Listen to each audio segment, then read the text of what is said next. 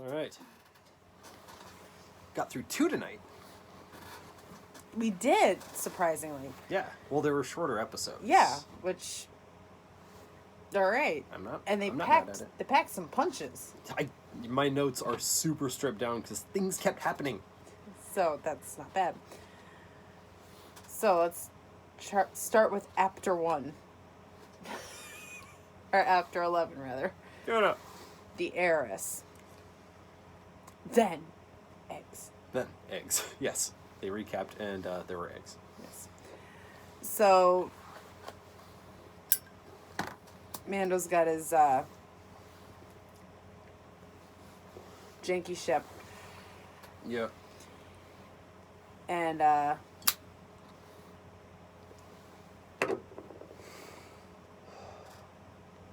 he's trying to get the child to work with some wires, and it doesn't work. Because he's just a baby. Yes. You alright? And he kind of looks at him like, I hate you right now. Why did you make me do this? No. Take the red wire and plug it in where the blue wire was connected. Don't let the red wire and the blue wire touch. Didn't that happen later? That happened way later, actually. Yeah, because I had it in my notes. I was like, we're not... Okay, saying... so, sorry, I jumped ahead. Okay. Big time. Okay, so, right. He is with Frog Lady. Frogma. Yeah. And they have to come in for a landing. And it's... like... really bad. So you get severe Serenity vibes from this crash landing. Yes. Yes, but can you smell it? I can taste it. But no. Damn it. Okay, fine. Anyway, no, yeah, it's very Serenity-like. It harkens back to Wash's crash landing in Serenity, because he's like, well, in Serenity, I'm going to have to glide it in. That's basically what Mando was planning. Like, he's approaching, and they're getting air traffic control calling over the radio, like, dude, slow down. Slow down. He's like, I'm trying to. I can't. Don't have enough fuel. Basically have enough for one reverse thrust, and then boom. If we don't burn to a crisp first.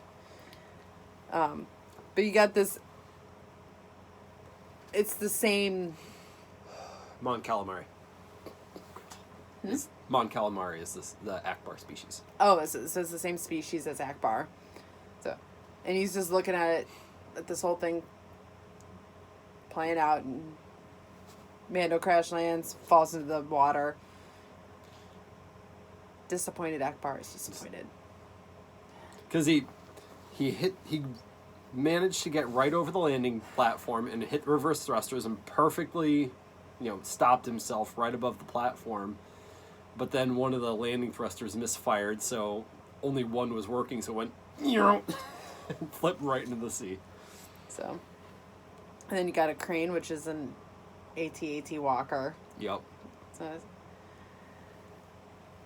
Groggy reunion. Oh, it was so cute. Yes, and I liked how the male, she was like looking for her husband, and you heard, the bullfrog mating call. Oh, is that what that was? Okay. That was it. I didn't even hear that. I was Oh. watching. I had stuff over my ears and I can't hear for shit anymore. Is that a symptom? No, that's just me. You're lacking one of your senses? I can't relate.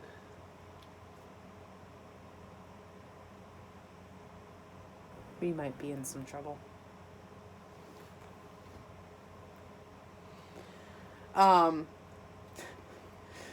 And so they go off with, the froggy couple goes off with their eggs. And I almost said Isaac. Baby Yoda's just like, No. I know, you're hungry. Lol. Because that's what Mando actually says. Yep. Not the little part. Alright. Then we see, mysterious lady in the background. Oh, hello, mysterious lady. So go to this place to get Baby Yoda some food, which disagrees with him insofar as it tried to eat his face. It was very Japanese cuisine style with the moving octopus that jumps on his face. He's like, ah. I don't want to eat this. I mean, he did. Just Mando had to stab it to death first. So you get Davy Jones over there, the squid species. Not person. not one of the not one of the Mon Calamari, but we've seen those guys before as like an assassin kind of a species. I think we've seen them in Clone Wars. Yeah. And I think they were in a couple of the movies too, as a bounty hunter or something like that. Oh, what was that? It's not the same species as that pirate guy, is it? In Clone Wars? I'm not sure. Maybe. It might be. Yeah, well, he's shady as fuck. I can bring you to them. Jedi, or the Mandalorian said he's looking for. Great. It's like, Mando, you gonna react to that little laugh or no? Okay, bam, fine. So he hops on their ship. Yep. And it's actually a boat. His egg eater's egg got eaten. So, skipping ahead a bit because things kept happening and gloves hard tight. But they're on the ship and the sea captain is like, "Oh, have you ever seen one of these feed? Oh, come on, we're about to feed her. Take a look. Lean in close. You'll want to get a good look at this. Oh, the child, he'll want to take a look too." And Amanda's like, "No, that's close enough."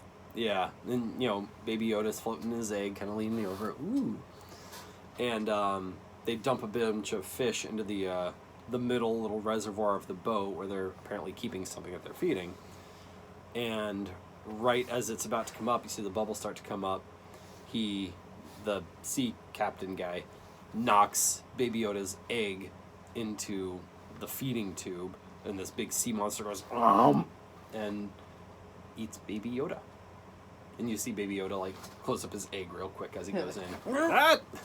Fuck this shit. Baby Yoda knows how to do one thing really well, and that's close his egg.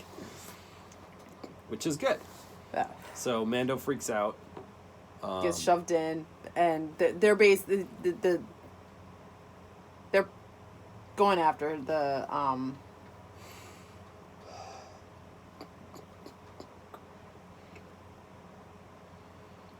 not baklava. Balkan? No, his armor. The Balkan? Is that what it is? It might be. Whatever. We're bad at this. The armor that is worth a lot of money. That's why they did it? Yeah. Okay. Botan. No. I don't think so. Anyway, so they knock him in, seal at the top. He's like, he floats to the top, but there's a cage top, and they're like stabbing at him to try and knock him back down. Then all of a sudden, Mandalorians show up. Yep, three of them, and I instantly thought it was the Night Watch from watching Clone Wars, but it's very much not. No. So they save Baby Yoda, and oh shit, it's Bo-Katan, who we only just got introduced to. We really need to finish Clone Wars. We really need to finish. Should have a good opportunity this Advent. So basically, and then they take off their helmets, and Mando's like, "The fuck?" Yeah, because he was all excited to see them, and then they took off his helmets, Like, and that's... You're not Mandalorian. Who are you? She's like, Bo-Katan says, "I've had this armor since 3 generations. Yeah, like, and they're like, "Oh, you're part of this other sect." So I'm like, oh, it's the trads versus the progressives within the Catholic Church. So right. I'm obviously on Mando's side. Right, but so they're like, "Oh, you're a son of the Night Watch." He's like, "What?" Yeah, what? Yeah, child of the Night Child of the Watch or something like that. Yeah. So, religious differences, but they're all Mandalorian, but these Mandalorians are looking to take back Mandalore, He's and like put Bo-Katan in charge. Because she is the next in line. Because if I recall, she was the sister of the ruler of Mandalore when there was that whole thing with Obi-Wan. Right. Yeah, Hence the the name of the episode. Calla Lily lady. Right. Kelly? Oh, she had the headdress that looked like Yeah. Calla Lily's. She eventually died. Yeah. But R.I.P. hence the name of the episode, the Heiress. Heiress, yes, because she is next in line. The actual heiress of Mandalore. Yeah. So she's looking to take it back, and he's like, that planet's cursed. That everything that touches it dies. And they're like, no, we'll take it back. Love that the actress who plays the voice in Clone Wars of that same character also plays her, like, in Mandalorian. They're doing continuity real well.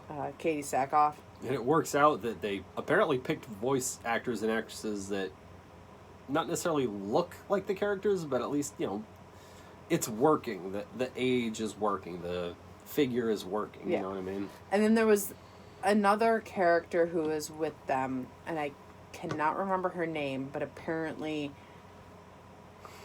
she at some point meets up with Ahsoka, but I think that's more Star Wars Rebels. Okay.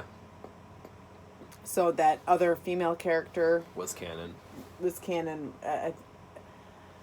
I don't know if she comes up in Clone Wars. I think she does like 1 or 2 episodes, but I think you see her mostly in Rebels, based on my IMDb research. Okay. Um, And then the third guy, who I thought looked and sounded a lot like a clone trooper from Clone Wars. He had kind of an Australian accent, darker complexion, yeah. that whole thing. So, anyway,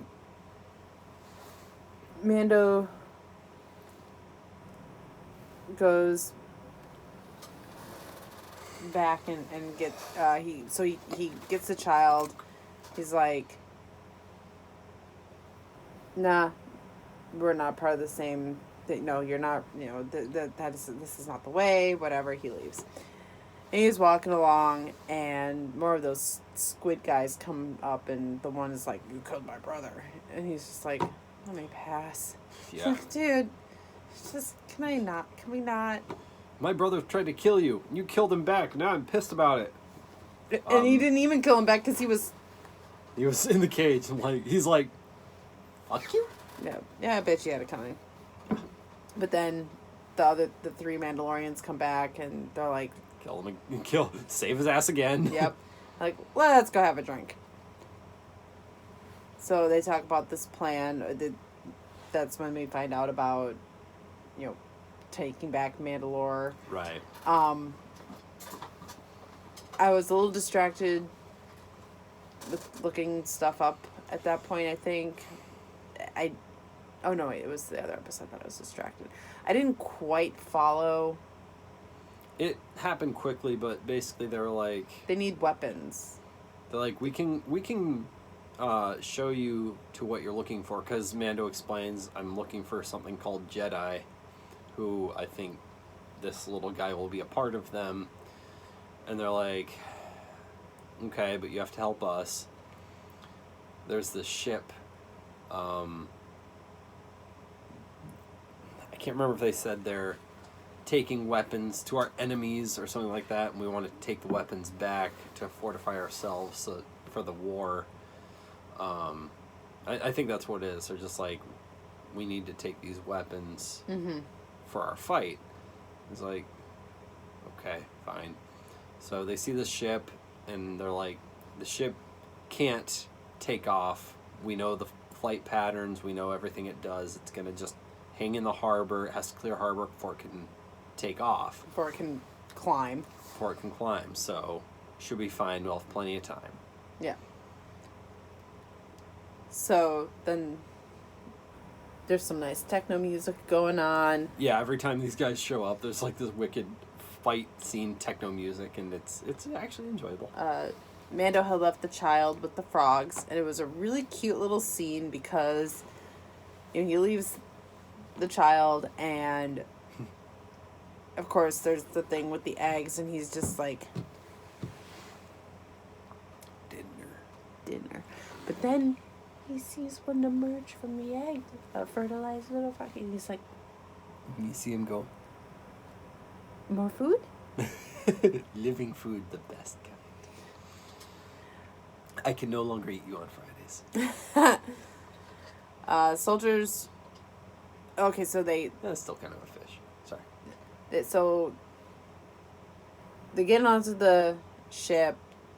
They basically take it over. You hear the incompetent, like, stormtroopers and whatever, like, oh, they're taking the thing, and they're taking the what, and we keep getting shots of the captain of this ship, who is kind of that guy. He's been in all kinds of stuff. He's in Bosch. He was in...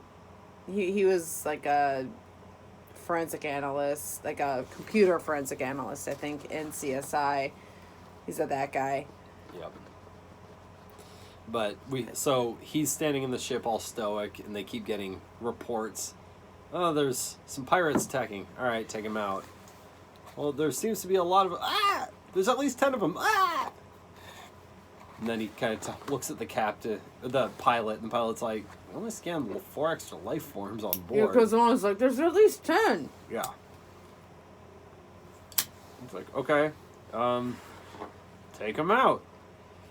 So he reports to his little sergeant guy, and they shut up the bay doors, and they kind of brace themselves and get ready. Like, all right, open the doors. But they trapped him in the cargo control area. So they open the cargo bay doors and go... Yeah, so Mandalorians get in. The little sergeant guy is like, close the doors! And they shut the doors and they lock him in a room. They're like, great, we locked him in a room. The captain goes, what room do you lock him in? The cargo control room. The what? The what? And then the Mandalorians open the cargo bay doors and everybody gets sucked out. Nice comedic scene. So Mandalorians get access to all the weapons. Yeah, but then Mando finds out that the team lied to him. They want to take the ship. Because Bo-Katan is looking for something. It's like, that wasn't the plan. You changed you altered the plan. And you thought for sure she was going to say... Pray I don't alter it further. But what did she say? This is the way. So you have Bosch, because that's his name in the show he's in, or he was in. I don't know if it's on. We'll go with Bosch. Bosch. He's talking to someone on a transmitter, and it's Moff Gideon. Yeah. Moff Gideon. He's like, oh shit. And he basically is like, you know what you need to do. We can't send reinforcements, because the guy is asking for reinforcements, and Moff Gideon's like, if the ship is as taken as you say, we can't send reinforcements. You know what to do. Long live the Empire. Long live the Empire. So Bosch kills the pilot and co-pilot, grabs controls. Yep. Order to self-destruct. Oh, and at this point they had started climbing. They broke orders. Yeah. And they just took off straight from the harbor, which kind of threw the Mandalorians off. Mando does a kamikaze charge. Thank you, armor. Yeah. He saves the other Mandalorians because they're in a tight spot, and he just charges forward because he's like, I basically have indestructible armor. So charges up, taking all kinds of shots. Throws some grenades, takes out the clones. Yeah, so they get to Bosch. This says Nolaton. So Bo-Katan gets right up in Bosch's face, like, you know what, does he still have it? Does he still have the dark saber? That's what she's after.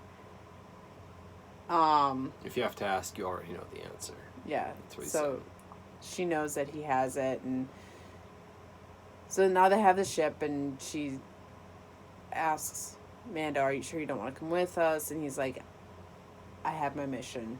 Yep. So he's like, "Where do I find the Jedi?" And she gives him coordinates. A planet and a And place she's like, to go to. "Find Ahsoka Tano. Ahsoka. Tell her Excuse me. Bo-Katan sent you." So, cool. Nice callback. They did meet in Clone Wars. Yep. So he goes back to his ship, 1,000 credits. His ship is basically duct taped together. Yeah. He's like, I paid you 1,000 credits. This is the best he could do. But when he asked the guy to repair it, he was like, I can fill the tank if it still has a tank. So, I mean, yeah, okay, you paid a bunch of money, but the car was totaled, dude. Whatever. So it's duct taped together. So then we start chapter 12, The Siege. Oh, there was a cute little scene with this, like, one of those face-eating octopus things, and Oh, yeah. Mando grabs it, kills it, and Baby Yoda. eats it. Eats it. And also he was sad to part with his new froggy friend. Was. Because when Mando went to pick him up, he was just like, no. And then you hear Mando, as he's leaving, have enough pets. It's interesting. I made the comparison to Stranger Things. The opening sequence, they kind of had that, So I was like, okay, stop trying to be Stranger Things. But you look at the two shows, and I don't prefer one over the other. But Stranger Things, like, think about that little frog thing, and think about Dart. Oh. Pure CGI on Stranger Things, and it shows. Pure puppetry, I think, in Mandalorian, and it shows. They both have their downfalls of unrealism. Yeah. But I like them both. Yeah. Because at the end of the day, it's all about the storytelling. Yeah, exactly. Which leads us into the next episode, which, amazing storytelling. Yes, and holy crap, fast-paced. Yes. So we got The Siege.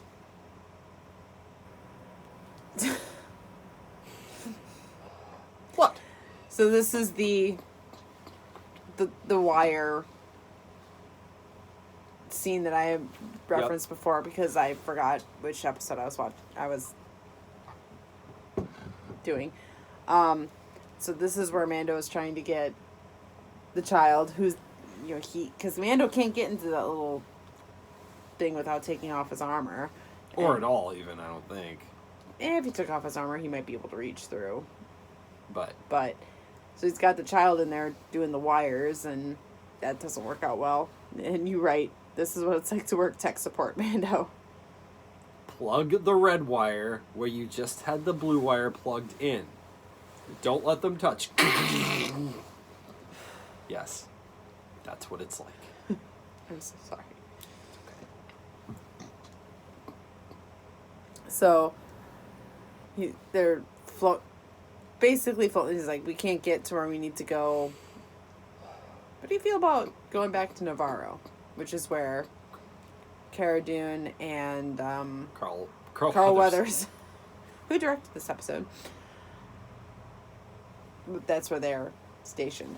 And last we saw, I can't remember. It was the very last episode that we saw them. Season 1. Yeah. Okay. They decided to stay there, like, you can stay here and help us rebuild. And he's like, I have to get him back to his people. How'd that work out for you, Mando? Well, so he takes the ship back there to get it repaired, and it's basically like, oh, yeah, We fixed it. Well, they're like, yeah, your credits are good here. We'll get it fixed up beautifully. But before we get that scene, we have these, bandits, the big teeth, weird alien bandits. Oh, yeah.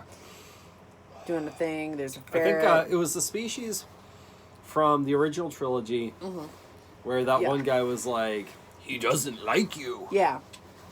Sorry. I don't like you either. And it wasn't the guy talking, it was his little friend with the ball sack mouth. So yeah, it's that species. It was that species, and there was 4 of them talking, and apparently they eat ferrets. So they're getting ready to butcher a ferret, and then... But they had been stealing from the locals. Right. So someone shows up, and they're like, it's the marshal. It's Cara Dune. It's the marshal there, and... Apparently this marshal thing is catching on. Yeah. So she kills them all, starts to get the money all together, and the ferret that they're about to kill was like, Friend? She's like, I gotta get this stuff back to their owners. You're free. Run along. Yeah. He's like, friend. So she feeds him. Yeah. So then Mando shows up in his janky-ass ship, and they're like, oh yeah, I know. Your credit's good here. We'll get you all fixed up. Tells the mechanics, make it like new. And the mechanics are like, shit. But there is a shifty mechanic. There's a shifty mechanic. More on that later. Yes. And Carl Weathers is just like, Baby Yoda. Yeah, he's like, come here, you Grandpa... taking good care of the child? You better be taking good care of the child. He said yes. Grandpa Carl Weathers. It's funny because originally he was trying to kill him or take him back. Yeah. Yeah. So, Cara Dune and Grandpa Carl Weathers had fixed up Navarro. They've got a school in the place where they had their last showdown with Moff Gideon. So, but again, he's like, I need to find some Jedi, and they're like, okay, sure, yeah, we can help you, but first we need your help with this thing. Okay. It's just the way of Mando. Yeah. And they're like, leave the child here. I don't leave the child anywhere, which is weird for him to say because he had just left the child with the frog people. So. Yeah, he does do that. Like, come on, Mando. Yeah. So he sets that they put the child in this like school setting, and he's sitting there and he sees this kid next to him eating blue macaroons, and he's like, I can have some ba. And the kid's like, no. Yoda's like, Baby Yoda's like, bitch, I want some macaroons. So he lifts that shit over to him. He's like, it's like Isaac when he gets something. He's just like, why are you so cute? Bad. But you weren't you're so supposed damn to cute. do that. So the kids are all fascinated because Baby Yoda is different and cute and force powerful. There was a girl that had the Ray knots, so I thought maybe, but I don't even know that she's been born yet at this point. Yeah, Plus, she wasn't in Navarro. Right. I don't even know if she was in Tatooine, to be honest. I thought it was Tatooine. I don't remember. It doesn't matter. Doesn't matter. So they had asked Mando's help in wiping out the final Imperial base on Navarro. The plan is to destroy the reactor. So they got Mithril again, which is the guy that Mando had captured in the very first episode, who's played by Horatio Sands. The blue, fishy-looking guy. Yeah. And he's doing his, comic relief, cowardly thing. Yeah, basically he's working off his bounty. Because, he's working off his bounty, which is about 350 years. Yeah. So every time he complains, Carl Weathers is like, I'll knock 100 years off. I'll knock 30 years off. Okay, fine. So they get into the base. They do their thing. Then they end up in a lab. Yeah. They kill a few troopers, more than they were expecting, because they thought it was more or less abandoned, but still But it's operational. But no, But then it was fortified. They come across a lab. transmission. Oh yeah. A lab, and then they're like, what is this? So they go into the computer system and find a transmission from the scientist from the very first few episodes. The one that was actually sympathetic to the child, but still a bad guy. Yeah. So it turns out that they're trying to clone Jedi. Either clone or... They had taken the midichlorian heavy blood from the child and were trying to do something with it. Either injecting people with it or trying to create clones from it. 4 sets of clones. Basically, yeah, create Jedi. Yeah. So, and that scene had a double impact of... Because he said M count, which had to mean midichlorian count. Right. And he says in this transmission that it was from the child, which is why they wanted the child. Right. That was the whole plan. Which is fucked up beyond all reason.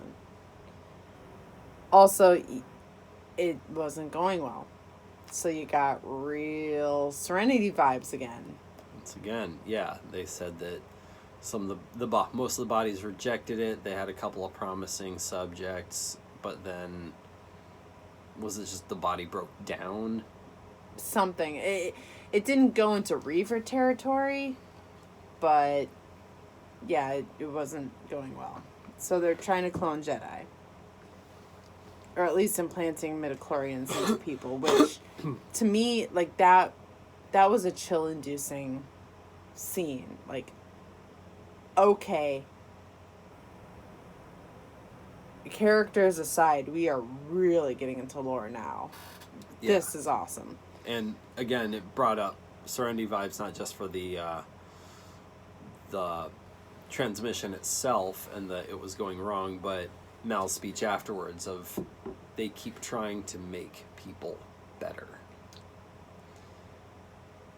And it's just this... At the risk of what? Right. They keep trying to improve on human genealogy.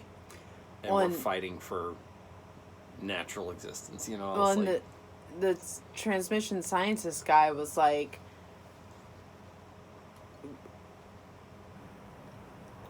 The really sick and gross, messed up part of everything here, what they're doing is they had some promise with the blood that they were able to obtain from the child, but it wasn't enough. They only got a little bit. Mm-hmm. So we can't hope to move forward without that specimen. And he's talking to Moff Gideon, and there's this whole thing where, well, I mean, that had to have been from before because Moff Gideon is dead. Or Moff Gideon, whatever. And the Horatio Sands blue guy was like, this was recorded 3 days ago. So that's fucked up. But at the end of the day, they would have to drain the child in order to do what they want to do. I thought they even said, or we need an adult specimen or something like that. Like, or we need maybe. But that's fucked up beyond all reason. Yeah. Yeah, it's good lore, but you think about it applied to our reality, and it's real gross and not... We'll sacrifice the most innocent among us. Holy shit. Sorry, I saw an article literally today that said children that were in utero or born when the parents had COVID are being born with antibodies, and here's why that's an exciting development. I didn't click on it. I don't know where they were going with that, but I'm suddenly real uncomfortable. Yeah.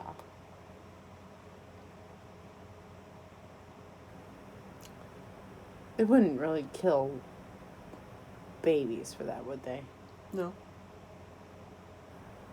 But they would start small. Oh, just a small blood draw.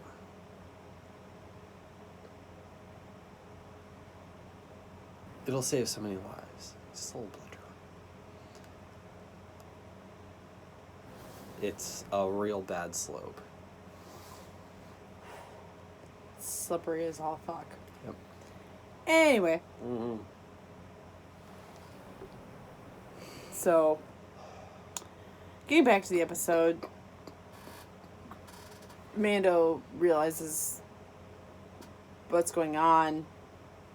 Moff Gideon is still in the picture. I need to get back to the child. Like, Cara Dune and Carl Weathers are like, go, you'll get there faster with your jetpack. So he takes off. They, whatever. There's a big fight. There's a lot of Wilhelm screams or non-Wilhelm screams. Non-Wilhelm screams, but reminiscent of Wilhelm screams. Cara Dune and Carl Weathers fighting their way through the base. Star Wars things are happening. Star Wars things were happening, so they... It was awesome. Yeah. I loved this episode just because of... It was real vintage stuff. Yeah, the gunfighter on the ship that Cara Dune... It was, some kind of armored speeder thing that Mithril was lusting after, and they eventually... Cara Dune ended up taking it. It was awesome. It's got a big turret on it, so they escaped in that. Crushed his speeder, which made him sad. But they were speeding through an alley. They were fighting off 4 TIE fighters. Carl Weathers was manning the gun. And they were doing the whole, It was so awesome. It was very reminiscent of the Millennium Falcon TIE fight, dogfight. And I was on the edge of my seat, because we didn't know what was going to happen. Like, these were the most threatening TIE fighters we've almost ever seen. In Mandalorian, yeah. And also, I didn't know how expendable these characters were. I thought Carl Weathers was going to die. Yeah, same. So, yeah, I was it for was it. real tenseness that you didn't usually... Now, it's hard to say you didn't get it from the movies because the movies are so old. We've seen them. We know everything. Yeah, but again, this is uncharted territory. Yeah. I don't know how John Favreau works, who he's willing to kill off. Right. I mean, his own character in Solo was killed off. Right, yeah. Pretty early on. Forgot about that.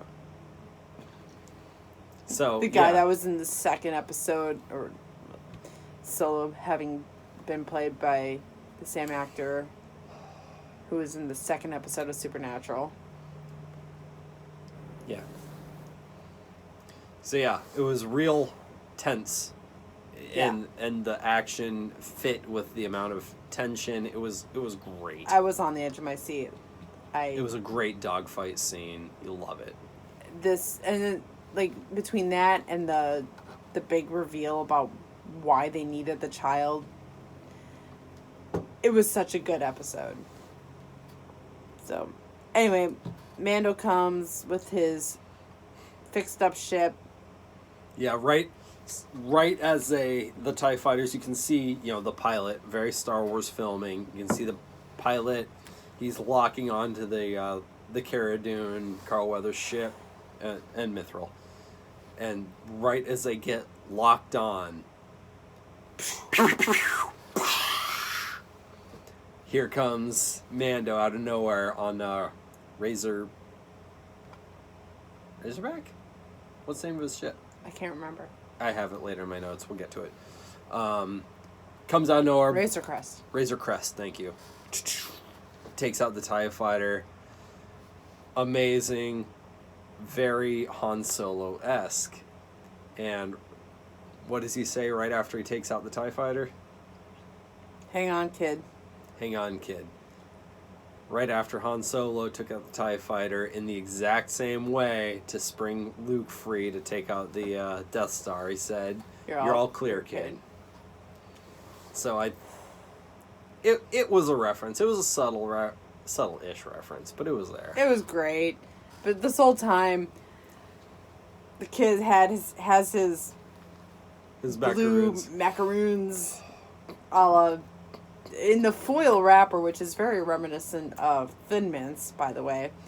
And he's loving it. He's eating his macaroons. He's like, yeah. He's got his arms raised. And I'm like, ah! Like in the way that Mando's flying the ship, I'm like, Baby Yoda's gonna puke. And he does. And he does. I called it. So it wasn't as gratuitous as they could have made it. It was just it was like an Isaac spit up, like yeah, an old school Isaac spit up. Yeah, I'll clean that up there. Yeah. And Carl Weathers talked to him. He's like, "At least let me buy you a drink, Mando." He's like, "I got some onboard maintenance to take care of." He's like wiping off Baby Yoda. Parents can relate. Yep. So then we've got our X-Wing friend again, the guy that I thought I recognized, but I don't. Yeah. I didn't. But he was the one that was like, you know, you've got a warrant out. We should arrest you. Blah blah blah. Yeah. So he's interrogating Carl Weathers, and he's just like, well, I don't know. They said it was the Razor Crest. Your droids can't recognize anything from before the war.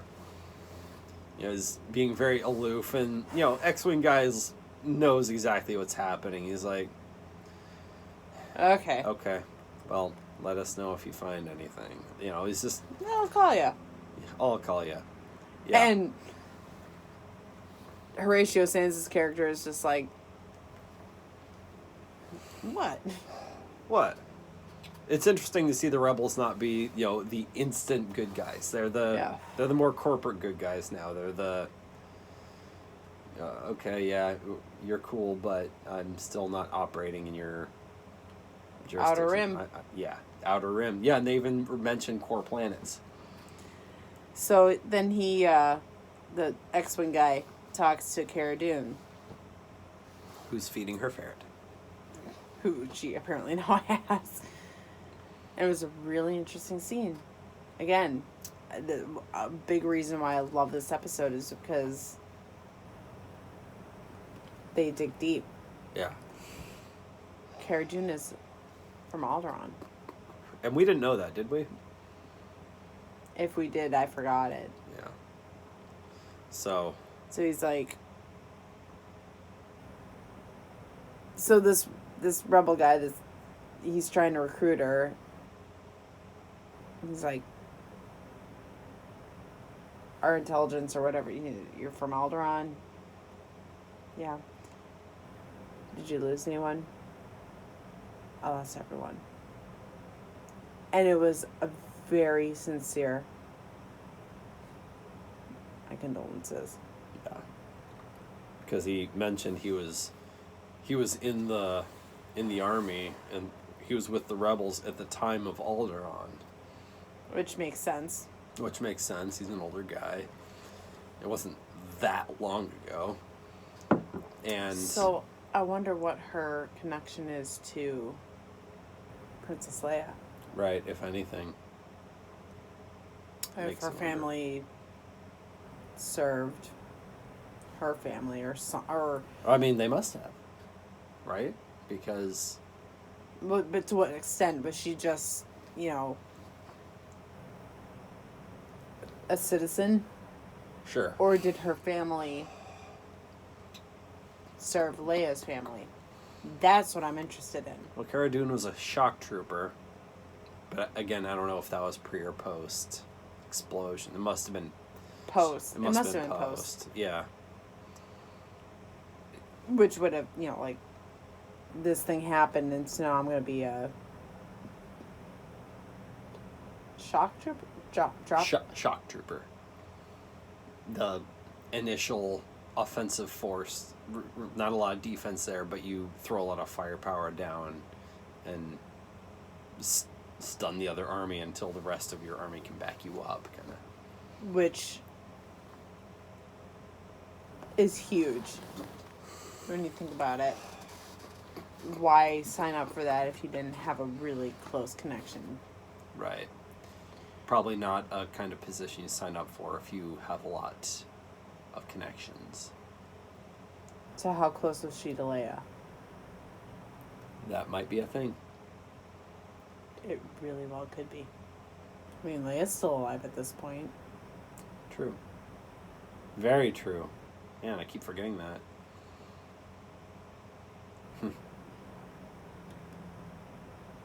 So the rebel guy is trying to recruit her, and he puts down that A minute.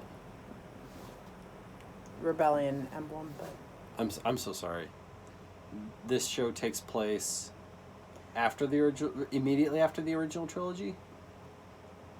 I wouldn't say immediately, but close enough that they're still stormtroopers. 20, 30 years. It's between Return of the Jedi and Force Awakens. Okay. Not even 20 years. Definitely not even 20 years. Okay. Yeah.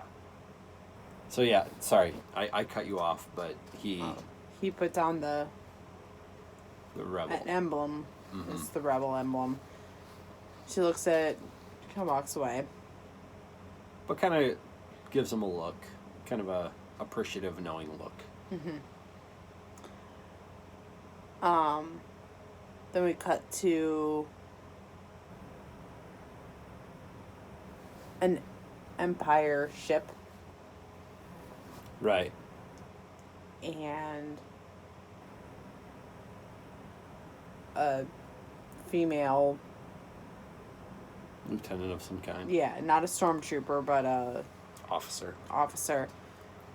Gets a transmission from one of the mechanics that worked on Mando's ship. He put a tracking beacon in the ship. Yep. And we see Moff Gideon, and he says, Gus Fring. I think he even said, are we sure he has the asset? Yep, I'm sure. Okay.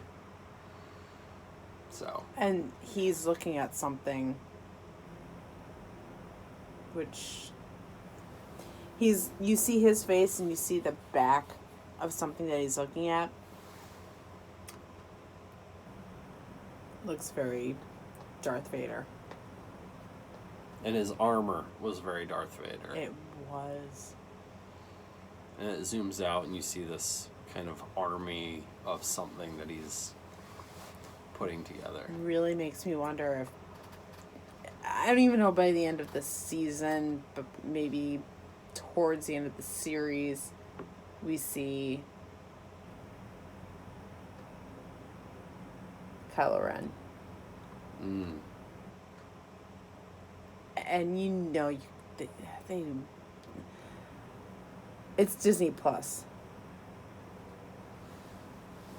They could get Adam Driver. They could. Snape. I want it so bad. But at the same time, I mean, what have we seen with Clone Wars and Star Wars Rebels and stuff like? This might not be the last live action Star Wars show that we see. There's a lot of timeline to explore. Well, and they're gonna do an Obi-Wan. Obi-Wan, yeah. So, if not here, then at some point. Yeah. We're gonna see. Oh, Finn Wolfhard could play a young Adam Driver. I want it so bad. He absolutely Yes. Yes, he could. Holy shit. could. Like, even with the nose and the dark hair, like, holy shit. So, there's that. Wow. Yeah. Book it. Coming back to this video at some point, if that happens. I'll plaster it everywhere. All right. So, yep. We That's all I good? got. Yep. We're good. Excellent.